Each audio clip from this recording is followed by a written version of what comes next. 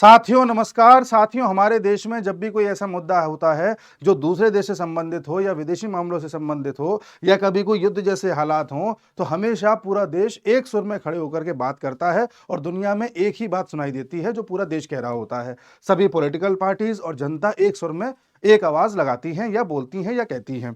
ऐसा पहली बार हो रहा है जब हमारे देश में जो मेन अपोजिशन पार्टी है वो कोई ना कोई ऐसी बात कह देती है जिससे हमारे देश को ही संदेह की निगाह से देखा जाता है। और देश को संदेह की निगाह से देखा जा रहा है, सिर्फ इतना नहीं है, पाकिस्तान को उसकी बात में बल मिलता है और अमेरिका को भी बहाना मिल जाता है। ऐसा देखने को मिल रहा है हमारी कांग्रेस की तरफ से। बेशक ऑपरेशन सिंदूर में कांग्रेस ने कहा कि हम सरकार के साथ हैं, लेकिन जैसे ही ऑपरेशन सिंदूर को पॉज हुआ उसके बाद से कांग्रेस ने ऐसा कोई मौका नहीं छोड़ा जहां पर भारत को संदेह की निगाहों से देखा जाए। अभी रिसेंट का ही आप एग्जाम्पल देख लीजिए। कल की बात है जब ट्रंप और मोदी जी की बात हुई थी फोन पर और 35 मिनट तक बात हुई। उसके बाद हमारे विदेश मंत्रालय की तरफ से बताया गया, ब्रीफ किया गया कि बातें क्या हुई थी। उसमें बताया गया कि भारत ने कहा है ट्रंप से कि हम किसी तरह का कोई मीडिएशन ना पहले चाहते थे, ना ऑपरेशन सिंदूर में मीडिएशन हुआ है, ना आगे चाहेंगे। दूसरा, भारत ने बोल दिया कि हम किसी तरह के टेररिज्म वाले एक्ट को कोई प्रॉक्सी वॉर नहीं मानेंगे, उसे डायरेक्ट वॉर मानेंगे और उस तरह से उस पर अपना स्टेप उठाएंगे। और साथ में ये भी बोल दिया कि हम जो है अब जो भी फैसला लेंगे वो अपने देश की भलाई के लिए लेंगे और किसी से कोई सलाह मशवरा करके नहीं लेंगे। इस तरह की जो भी बातें हैं वो कही हैं। इसके बाद हमारे कांग्रेस के जयराम रमेश साहब आते हैं और कहते हैं कि साहब ये एक झटका है भारत के लिए। मोदी और ट्रंप की जो बात हुई है फोन पर उसमें हमारा विदेश मंत्रालय कुछ और कह रहा है और जो यूएस की तरफ से बयान जारी किया गया है वो कुछ और है। हम विदेश मंत्रालय की बात कैसे मान लें? तो इनका कहना यह है कि ये हमारे विदेश मंत्रालय पर भरोसा नहीं कर रहे हैं, इन्हें भरोसा है यूएस के विदेश मंत्रालय पे। आप कांग्रेस की साइकोलॉजी देखिए, यूएस जो कह देगा वो ये मान लेंगे, उधर पाकिस्तान जो कह देगा वो ये मान लेंगे, उधर चाइना जो कह देगा वो ये मान लेंगे। हमारे प्रधानमंत्री, हमारे विदेश मंत्री, हमारा विदेश मंत्रालय, हमारी आर्मी कुछ भी कहते रहे, इनको फर्क नहीं पड़ता है। अब देखिए जयराम रमेश पता नहीं किस चाटुकारिता में लगे, समझ में नहीं आता। कल बड़ी जल्दी से इन्होंने एक ट्वीट किया और फिर प्रेस कॉन्फ्रेंस भी करी जिसमें उन्होंने तमाम तरह के सवाल उठा दिए और बोल दिए कि भाई किस तरह से जो ये बातें हुई हैं उन बातों में वो सब बातें हैं ही नहीं। उसके बाद प्रेस कॉन्फ्रेंस हुई, उसमें भी यही बात कही गई। एक उन्होंने अपना फोन भी दिखाया जयराम रमेश ने प्रेस कॉन्फ्रेंस में कि देखो मेरे पास ये डॉक्यूमेंट है, यूएस में जो बात बोली गई है वो बात तो मोदी की बात से मैच ही नहीं कर रही है, यानी कि हमारा विदेश मंत्रालय झूठ बोल रहा है, ऐसा ये कहना चाह रहे थे। फिर इनका क्रॉस वेरिफिकेशन हुआ तो ये पाया गया कि जो ये चीज फोन में दिखा रहे थे वो चीज यूएस के डॉक्यूमेंट की थी, नो डाउट, लेकिन वो कल की थी ही नहीं, वो जनवरी की थी। पुराना डॉक्यूमेंट ला करके दिखा रहे थे। और जो 35 मिनट तक फोन पे बात हुई है उसको लेकर के तो यूएस ने कोई डॉक्यूमेंट जारी किया ही नहीं है, केवल भारत ने बोला है कि भाई ऐसे ऐसे ब्रीफ कर दिया। भारत ने जब कर दिया तो यूएस भी कुछ नहीं बोला, ठीक है, एक जैसी बातें हैं। लेकिन इनको उसमें भी कमी ढूंढनी है, यानी गलत न्यूज लेकर के आए, देश को भ्रम में डालने की कोशिश करी। आप खुद देख लीजिए। एक और मैं इनका दिखाता हूं कृत्य जिसमें इन्होंने देश को भ्रम में डालने की कोशिश करी है। ये देखिए, अभी ये 14 जून को अमेरिका ने अपना आर्मी डे मनाया जिसमें वो परेड वरेड कराते हैं। तो एक अफवाह उड़ाई गई कि उस आर्मी डे परेड में कई विदेशी मेहमानों को बुलाया गया है, जिनमें से आसिम मुनीर को भी बुलाया है। ये जो पाकिस्तान का फील्ड जो बन गया है फील्ड मार्शल, उसको भी बुलाया है। ऐसे करके एक अफवाह उड़ी। इस बात पर जयराम रमेश ने बड़ी जल्दी से प्रेस कॉन्फ्रेंस करी और बोला कि देखो भारत की डिप्लोमेसी फेल हो चुकी है, हमारे आर्मी चीफ को नहीं बुलाया, पाकिस्तान के आर्मी चीफ को बुलाया है। ऐसे करके इन्होंने पूरी एक हवा बना दी। जब बाद में यूएस ने खुद कहा कि भैया हमने किसी को नहीं बुलाया, ना पाकिस्तान के को बुलाया है ना किसी को बुलाया है, हमने कोई मेहमान विदेश से बुलाया ही नहीं है, तब ये कांग्रेस का मुंह इतना सा रह गया। तो ये इनका दूसरा बड़ा झूठ जो उन्होंने रिसेंट टाइम में बोला है।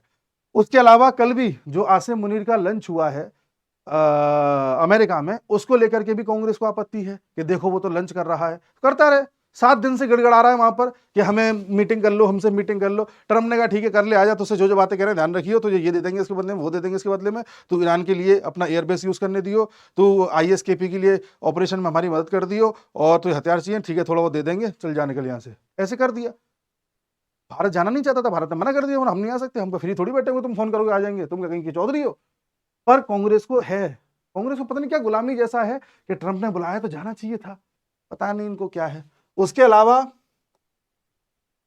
कांग्रेस ने भी कुछ दिन पहले, 2-1 हफ्ते पहले एक झूठ और उड़ाया। आपने देखा होगा जयराम रमेश जी थे उस वक्त भी ये सामने आए और कहते हैं भाई G7 की मीटिंग होने वाली है, मोदी जी को बुलाया ही नहीं है, भारत की डिप्लोमेसी फेल हो रही है, बताइए मोदी जी को नहीं बुलाया मतलब भारत के प्रधानमंत्री को नहीं बुलाया। उसके बाद थोड़े दिनों बाद ही, 2-4 दिन बाद ही कनाडा के पीएम का प्रधानमंत्री के पास बाकायदा इन्विटेशन पहुंचा। उन्होंने कहा कि भाई G7 की मीटिंग हम होस्ट कर रहे हैं, तो जो नॉन G7 मेंबर्स हैं उनको भी हम बुला रहे हैं, 2-4-5 लोगों को, उनमें से भारत को भी हम बुला रहे हैं, तो आप भी आइएगा प्लीज। फिर मोदी ने ट्वीट करके बता दिया कि भाई मैं जा रहा हूँ ऐसे ऐसे इस तारीख को। तब इनका फिर मुंह इतना सा रह गया, लेकिन फिर इन्होंने झूठ बोला और देश को गुमराह करने की कोशिश करी। आप देखते जाइए, लगातार कांग्रेस झूठ बोल रही है, देश को गुमराह करने की कोशिश कर रही है, ठीक है। और सबसे बड़ा तो खेल ये है जो ऑपरेशन सिंदूर के जस्ट अगले दिन उठा दिया गया था, जब राहुल गांधी ने प्रधानमंत्री से पूछा कि प्रधानमंत्री आप ये बताइए कि हमारे कितने जेट्स गिरे। ये सवाल कोई नहीं पूछ रहा है पूरी दुनिया में, सब भारत की वाहवाही कर रहे हैं। इनको इस पे पूछना था कि भारत के कितने गिरे। जयशंकर साहब का मजाक उड़ाना था इनको, जयशंकर साहब का नाम गलत प्रोनाउंस कर रहे थे जानबूझ के मजाक उड़ाने के तौर पर। इनका इल्जाम था राहुल गांधी का, जयशंकर साहब ने जो है पहले ही बता दिया था पाकिस्तान को कि हम तुम्हारे टेररिस्ट ठिकानों पर हमला करने जा रहे हैं। तो भाई वो तो ऑब्वियस है, हम क्या सिविलियंस पर थोड़ी करेंगे, या तो टेररिस्ट पर करेंगे या मिलिट्री पर करेंगे, ऑब्वियस है ये, उसमें कौन सी बड़ी बात है। और पहली बात तो ये है कि पहले नहीं बताया था, बाद में बताया था, जब हमला हो गया उसके बाद हमने बताया कि हमने तुम्हारे टेररिस्ट ठिकाने उड़ा दिए, जाके चेक कर लेना। पर इनको प्रश्न उठाने थे। अब आप एक बात बताइए, आपने राहुल गांधी के मुंह से या कांग्रेस के मुंह से ऑपरेशन सिंदूर के बाद से लेकर अब तक एक भी बार यह सुना है कि भारत सरकार बताए कि पाकिस्तान के कितने एयरबेसेस उड़ाए, भारत सरकार बताए कि पाकिस्तान के कितने न्यूक्लियर बम डिफ्यूज कर दिए, भारत सरकार बताए कि पाकिस्तान के कितने विमान गिरे? एक भी बार नहीं पूछा। इन्हें यह पूछना है भारत के कितने गिरे, जिससे कि भारत सरकार कोई जवाब दे। मान लो ये कहते भारत सरकार एक गिर गया, मान लो, तो इनको मजा आएगा कि हाँ हाँ एक गिरा एक गिरा एक गिरा एक गिरा। तो ये उस तरह के लोग हैं। जबकि हमारी आर्मी, आपको याद होगा हमारे डीजीएमए वगैरह, आर्मी के, एयरफोर्स के, नेवी के, सबने 2-3 बार अपनी प्रेस कॉन्फ्रेंस करी और उसमें हमारे भारती साहब ने बोल दिया था कि भाई हमारा एक भी जवान, एक भी पायलट जो है क्षतिग्रस्त नहीं हुआ है, किसी तरह की कोई हमको नुकसान नहीं हुआ है। लेकिन उसके बावजूद भी राहुल गांधी को सवाल पूछना है, तो ऐसा क्या कंफ्यूजन है इनका जो आर्मी भी दूर नहीं कर पा रही है? आप समझ जाइए इनकी झटपटाहट क्या है। तो कभी आपने नहीं सुना होगा कि ये पूछा होगा पाकिस्तान के कितने उड़े, पाकिस्तान के कितने गिरे। इनको हमारा जानना है।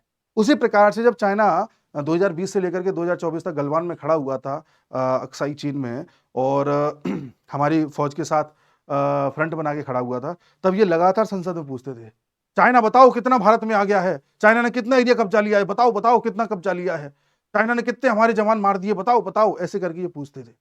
फिर जब चाइना पिछले साल पीछे हट गया, जहां से आया था वहीं पहुंच गया, उसके बाद एक बार भी उन्होंने ये बोला कि देखो चाइना पीछे हट गया, देखो भारत ने चाइना को पीछे हटा दिया? नहीं कहा। जब चाइना एग्रेशन दिखा रहा था तब ये बार बार बोलते थे मोदी डर गया, मोदी डर गया, मोदी डर गया चाइना से।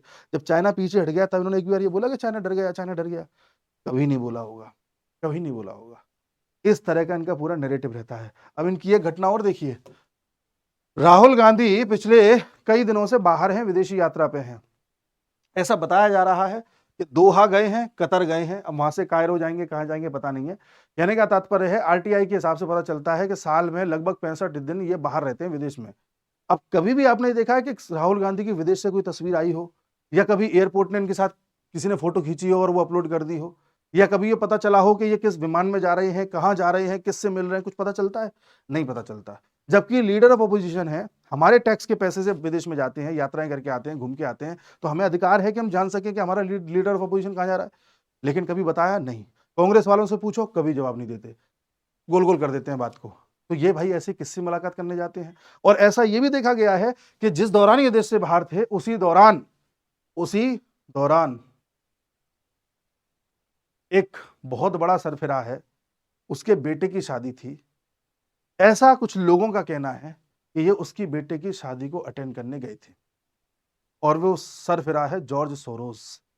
जॉर्ज सोरोस डीप स्टेट्स का एक बहुत बड़ा गुर्गा है, जिसने एक बार ये कहा था कि मैंने $1 बिलियन का फंड रेज किया है, जिससे कि मैं नेशनलिस्ट सरकारों को उखाड़ सकूं, राष्ट्रवादी सरकारों को उखाड़ सकूं, और जिसमें मैं शुरुआत करूंगा नरेंद्र मोदी से। और आपने समय समय पे देखा है कि किस तरह से कांग्रेस के अलग अलग नेताओं के फोटो जॉर्ज सोरोस के साथ देखे गए हैं। तो एक गणितीय भी लगाया जा रहा है। तो कहने का तात्पर्य यह है कि पिछले कई दिनों में आप कांग्रेस के मुंह से एक भी बयान ऐसा नहीं सुनेंगे जिसमें आपको ये लगे कि हाँ ये देश के लिए अपनी जो है पूरी ताकत लगा रहे हैं, या देश के लिए खुद भी बुरे बनने को तैयार हैं, या देश के लिए कुछ भी करने को तैयार हैं। इनसे लाख गुना अच्छा व्यक्ति मुझे लगा ओवैसी, जो ऑपरेशन सिंदूर के दौरान भारत के पक्ष में इस तरह नारे लगाए, पाकिस्तान को इतनी गालियां दी जितनी शायद किसी अपोजिशन लीडर ने नहीं दी होंगी। उसके बाद भारत का डेलीगेशन किस तरह से बाहर गया, अपनी बातें रखी, उसमें ओवैसी साहब भी थे, हम सब ने देखा। कांग्रेस के अन्य नेता थे जिन्हें ये लोग साइडलाइन कर देते हैं, हमने ये भी देखा। और हमने ये भी देखा कि शशि थरूर, जिनका जो पोटेंशियल है, जिसको कांग्रेस ने कभी यूज़ नहीं किया, उसको भारत सरकार कैसे यूज़ कर रही है, वो भी कांग्रेस देख रही है। बार-बार जयराम रमेश कहते हैं कि सर्वदलीय बैठक बुलाओ, सर्वदलीय बैठक बुलाओ। भाई सभी दलों से लोगों को उठा-उठा करके डेलीगेशन बाहर भेजा है, क्या ये सर्वदलीय बैठक से कम है?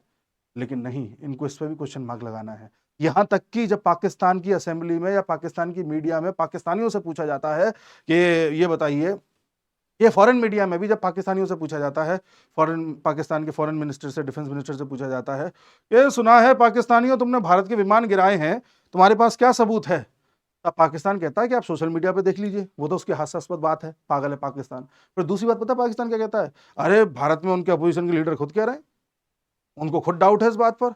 तो भारत के अपोजिशन लीडर कांग्रेस पार्टी को कोट करते हैं, भारत के कितने विमान गिरे इस वाक्य पर।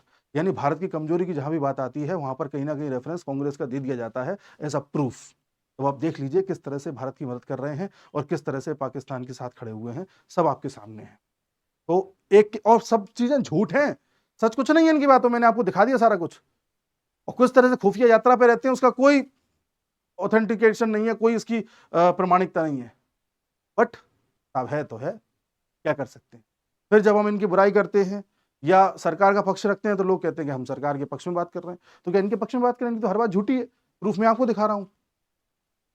ये है साहब कांग्रेस का हाल। तो आप सभी लोग लोगों को अवेयर करिए, बताइए कि हमारी विपक्षी पार्टी किस तरह से देश को गड्ढे में ले जाने का काम कर रही है और किस तरह से अपने आप को गड्ढे में ले जा चुकी है, जस्ट एक कम्युनिटी को खुश करने के लिए। बाकी आप समझदार हैं। मिलते हैं अगले वीडियो में, तब तक के लिए नमस्कार।